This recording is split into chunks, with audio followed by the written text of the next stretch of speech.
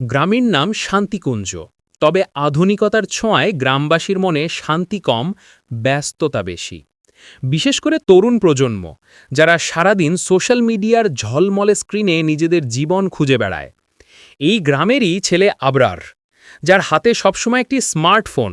সে খুব দ্রুত ভাইরাল হওয়া কন্টেন্ট তৈরি করে, কিন্তু তার ভেতরের শূন্যতা সে নিজেই টের পায়।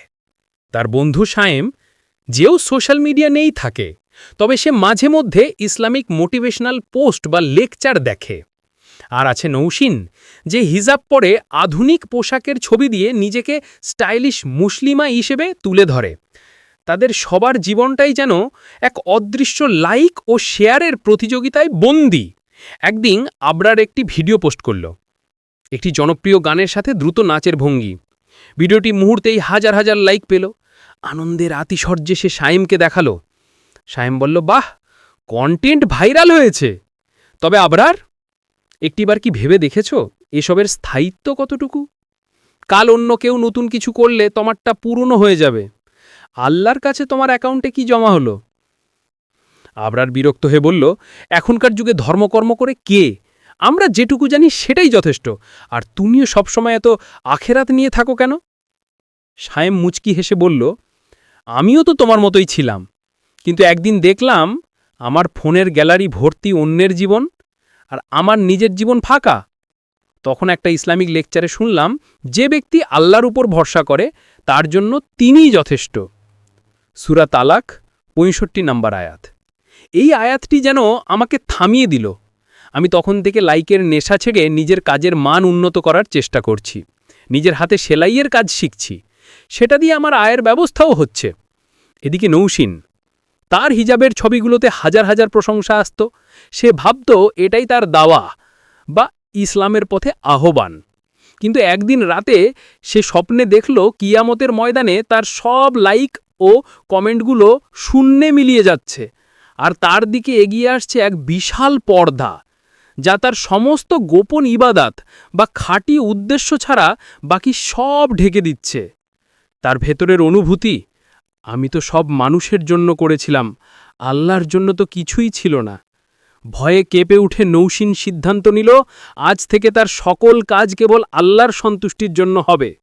সে সোশ্যাল মিডিয়ায় নিজের আকর্ষণীয় ছবি দেওয়া বন্ধ করে দিল, বরং সে পর্দার গুরুত্ব নিয়ে ছোট ছোট শিক্ষামূলক পোস্ট দিতে শুরু করল। মানুষ তার এই পরিবর্তনে অবাক হলেও তার মন অদ্ভুত এক শান্তিতে ভরে গেল। আবরার এই পরিবর্তনগুলো দেখছিল। সাইমের চোখে এক অদ্ভুত দৃঢ়তা, নৌসিনের চেহারায় এক গভীর প্রশান্তি। তার নিজের ভাইরাল হওয়া ভিডিওর আনন্দ এখন ফিকে লাগছে। সে দেখল সোশ্যাল মিডিয়ায় তার পরের ভিডিওগুলো তেমন সাড়া পাচ্ছে না। তার মন হতাশার ঈর্ষায় ভরে গেল। একদিন সে সায়েমের কাছে গেল। সায়েম তখন নতুন কিছু ইসলামিক বই পড়ছিল। আবরার বলল, সায়েম, আমি বুঝি না, এত পরিশ্রম করি, এত লাইক পাই, তবু কেন এত খালি লাগে?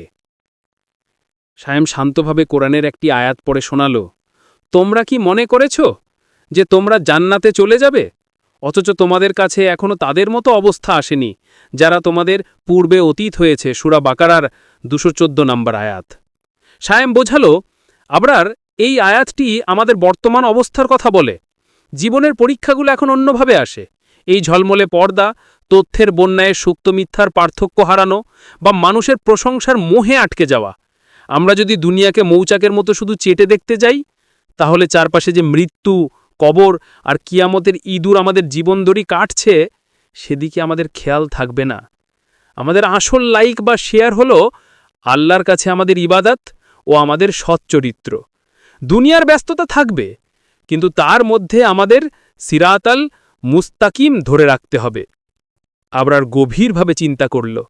সে দেখল সায়েম ও নৌসিন দুজনেই আধুনিক জীবনের চ্যালেঞ্জের মধ্যেও থেকেও ইসলামের মূল নীতি আঁকড়ে ধরেছে, একনিষ্ঠতা ও আল্লাহর ওপর ভরসা বা তাওয়াক্কুল।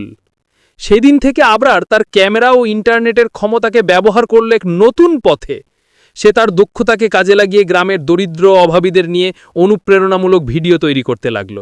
সে এমন সব কন্টেন্ট বানালো যা মানুষে একে অপরের প্রতি সহানুভূতিশীল হতে উৎসাহিত করে। তার ভিডিওগুলো হয়তো আগের মতো ভাইরাল হয় না, কিন্তু তা দেখে অনেকেই গরিবদের সাহায্য করতে এগিয়ে আসে। আবরার উপলব্ধি করল সত্যিকারের শান্তি লুকিয়ে আছে আল্লাহর পথে চলার মধ্যে, যেখানে মানুষের প্রতি দায়িত্ব, সততা ও একনিষ্ঠতাই হলো আসল সম্পদ। বাইরের আলোয় নয়, বরং ভেতরের ঈমানের আলোতেই তার জীবন আলোকিত হল।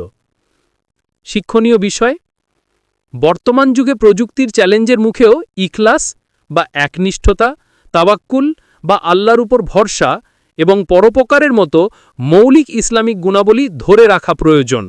আমাদের প্রতিটি কাজ যেন মানুষের প্রশংসা নয়, বরং আল্লাহর সন্তুষ্টির জন্য হয়, সেটাই প্রকৃত সফলতা।